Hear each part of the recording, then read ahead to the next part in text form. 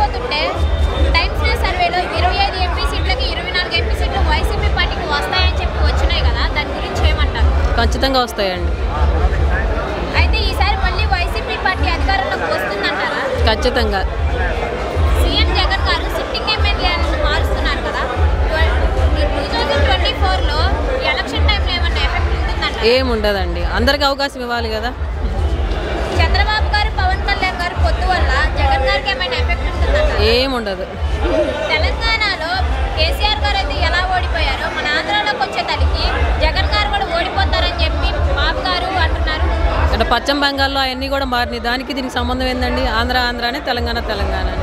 ఇప్పుడు చూడబోతుంటే TDP party Janasena party కలిసి వస్తున్నారు, వైసీపీ పార్టీకి దబిడిదిబిడే అని చెప్పి అచ్చెన్నాయుడు గారు అంటున్నారు. అది వాళ్ళకే రిపీట్ అనుకోవటమే, మనం వాళ్ళకే. అది చూడబోతుంటే యువగలం నవశేఖ సభలో చంద్రబాబు గారు ఫుల్ హామీలు ఇస్తున్నారు కదా, మహిళలకి బస్సు ఫ్రీ, గ్యాస్ ఫ్రీ అని చెప్పి, మరి అవి నెరవేరుస్తారంటారా? నెరవేర్చే హామీలు అయితేనే కదా, నెరవేర్చరు కాబట్టే ఇస్తా, నేను కూడా ఇస్తా. జరగబోయేది జగన్ అహంకారానికి ప్రజల ఆత్మగౌరవానికి మధ్య యుద్ధం. జగన్ అహంకారాన్ని 151 అడుగుల గొయ్యి తీసి పాతి పెడతామని చెప్పంటున్నారు. పెత్తనదారులకి పేదలకు మధ్య జరుగుతున్న యుద్ధం అండి ఇది.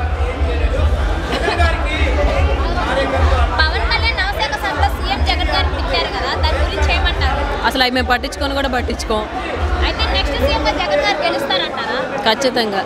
ఎందుకని అంత నమ్మకంగా చెప్తున్నారు? నమ్మకం ఉంది కాబట్టే చెప్తున్నాను. అయితే ఇప్పుడు అంటున్నారు పవన్ కళ్యాణ్ గారు, నెక్స్ట్ సీఎంగా కనుక జగన్ గారు గెలిస్తే మన రాష్ట్ర ప్రజలంతా పాకిస్తాన్ కానీ బీహార్ కానీ పారిపోవాలని చెప్పంటున్నారు. సరే అండి, ఎప్పుడు ఎవరెవరు పారిపోయారో ఏంటో, చంద్రబాబు ఉన్నప్పుడు పారిపోలేదా అండి? ఎవరు ఎక్కడే ఉన్నారా చంద్రబాబు ఉన్నప్పుడు? చంద్రబాబు 100 హామీలు ఇచ్చాడు, ఒకడన్నా నెరవేర్చాడు? అవన్నీ కనిపించట్లేదా పవన్ కళ్యాణ్కి? అవి ఎందుకు అడగడు? అవి కూడా అడిగితే దానికి మేము సమాధానం చెప్తాం. టీడీపీ పార్టీ జనసేన పార్టీ కలిసి వస్తేనే ప్రజలకు మంచి జరుగుతుందని చెప్పి పోయినసారి కూడా కలిసే వచ్చింది. వాళ్ళు ఎప్పుడు ఒంటరిగా వచ్చారు? ఒంటరిగా రాలేదు కదా. జగన్ సింహం కాబట్టి ఒంటరిగా వస్తున్నాడు, ప్రజలందరూ ఆయనకు అండదండగా ఉన్నారు. మా ఇద్దరు పొత్తులు చూసి జగన్ గారు భయపడుతున్నారని చెప్పి అంటున్నారు పవన్ కళ్యాణ్. భయపడే బ్లడ్డే కాదులేండి అది. అయితే నెక్స్ట్ సీఎంగా జగన్ గారు గెలిస్తే 170 సీట్లకు ఎన్ని సీట్లు వస్తాయి అనుకుంటున్నారు? 175కి 175 వస్తాయి అనుకుంటున్నాను. అయితే ఇవాళ జగన్ గారు బర్త్డే కదా, విశేష హ్యాపీ బర్త్డే జగన్మోహన్ రెడ్డి గారు.